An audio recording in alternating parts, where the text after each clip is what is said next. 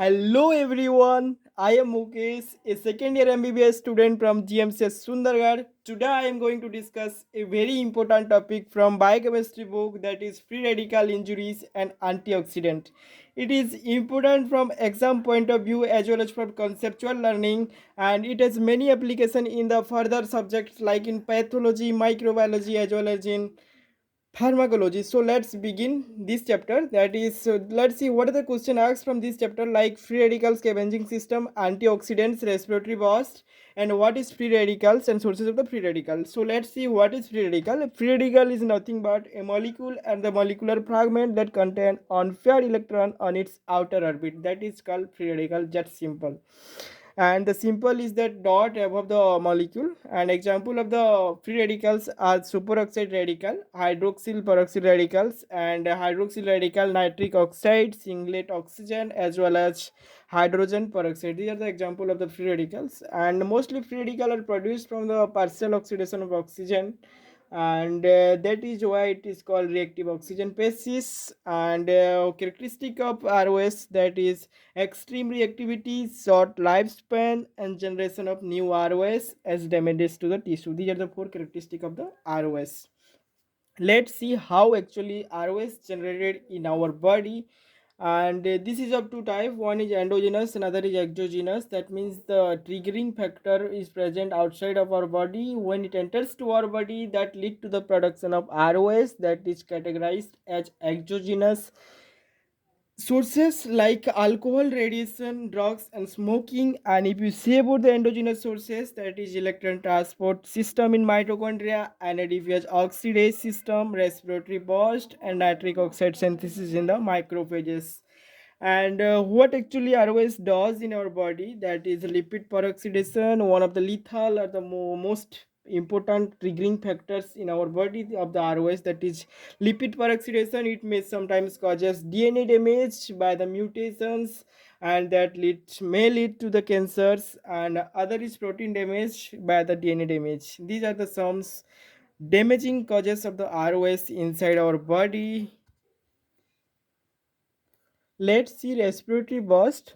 This the site is macrophages, and the role responsible for bacteria killing by ROS, reactive oxygen species. And also it is important, one of the important phagocytic mechanism inside our body. The main enzyme are the NADPH oxidase and myeloperoxidase. Myeloperoxidase is one of the important enzyme for the bactericidal action.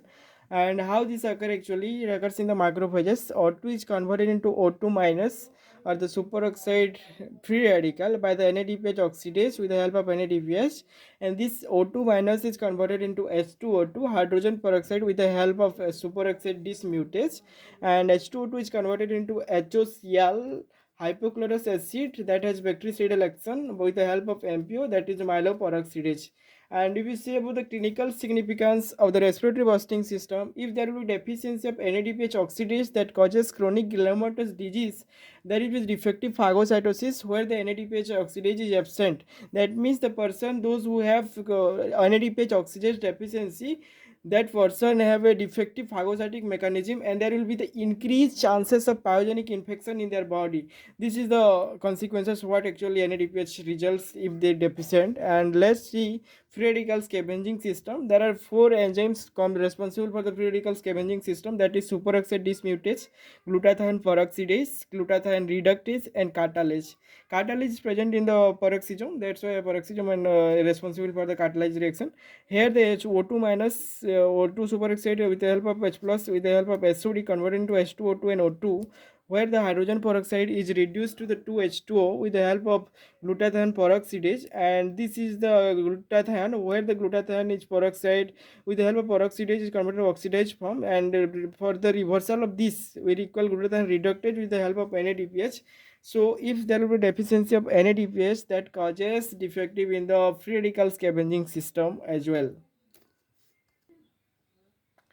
So let's see other clinical significance of the free radical system, that is reperfusion injury. It is important from the pathology point of view. If you not understand, it's okay. What try to understand what actually reperfusion injury. Actually, what happens when MI, there will be the atherosclerosis or the ischemia to the heart tissue that causes the damage to the heart muscles, and reperfusion is nothing but when we again resupply the blood to the heart muscle, that time what injury actually occur, that is called reperfusion injury.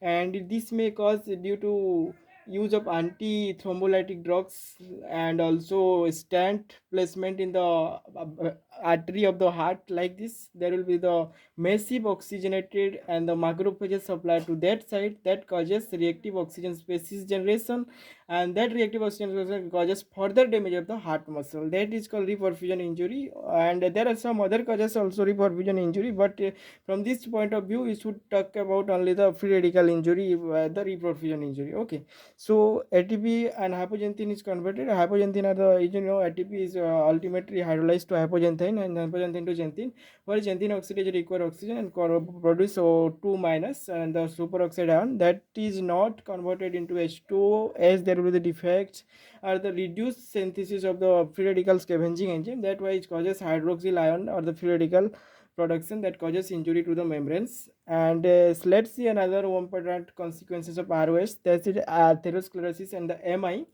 Generally, low density lipoprotein is responsible for the atherosclerosis, where the ROS trigger the oxidation of the LDH, and that causes the deposited in the subendothelial blood vessels and attacked by the macrophages. There will be the formation of foam cell, and that lead to atherosclerosis. And one of the consequences of atherosclerosis is MI. Like this occur, and let's see how cancer is developed due to ROS. And ROS causes DNA damage by the mutation, and if mutation is not rectified, that lead to the carcinogenesis or the cancers. And let's see how what actually happen in the eyes, that is retrolental fibroplasia, retinopathy of the prematurity, when premature infants treated with the pure oxygenated for the long time, that causes retrolental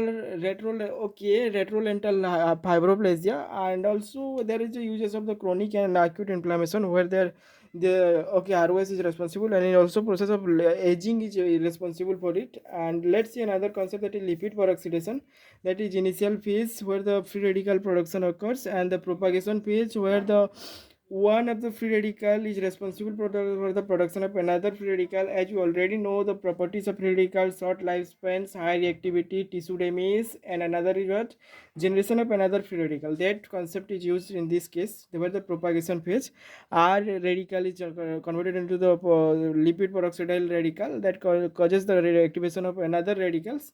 And if these will combine, that causes the termination of the radical process. Let's say antioxidant. Antioxidants are the protein that inhibit the production of oxidative stress or the oxidant molecule by any way.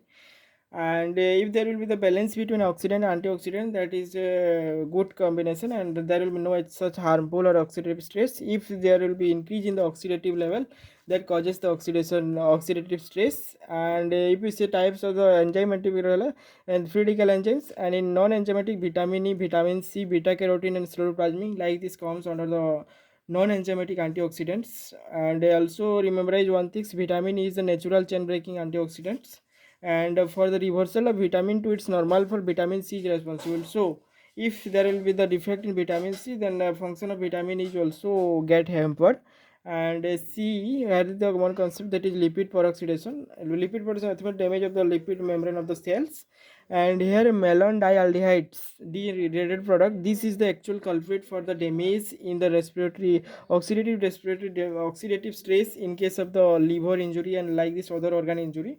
Mostly in alcoholic liver disease, like this malondialdehyde is the culprit responsible for the alcoholic liver cirrhosis, and this type occurs. And let's see another therapeutic uses of antioxidant, like N-acetylcysteine. N-acetylcysteine nothing but antidote for the paracetamol poisoning, and this is used as an antioxidant. Here they actually what is, that is therapeutic uses, not other uses. I have just tried therapeutic uses. Similarly, allopurinol, it reduces the free radical production by inhibiting the xanthine oxidase, and this is hypoxanthine, xanthine, and the uric acids. And vitamin C and vitamin E inhibit the lipid peroxidation. As we know that the function of vitamin E, vitamin C responsible. So these fours are the important therapeutic uses of antioxidants. And let's see another concept, that is important concept, that is Fenton reaction and the Haber-Witz reaction, mostly asked in the viva for the whenever you will give the better answer. And these two mechanisms are responsible for the phagocytic mechanism in mature macrophages. So in mature macrophages, ROS will active, but in mature myeloperoxidase enzyme is deficient. That's why this mechanism is responsible for the killing of the bacteria in the adult or the mature macrophages. This is all about antioxidants and the ROS. So this is enough for your understanding, and thank you everyone.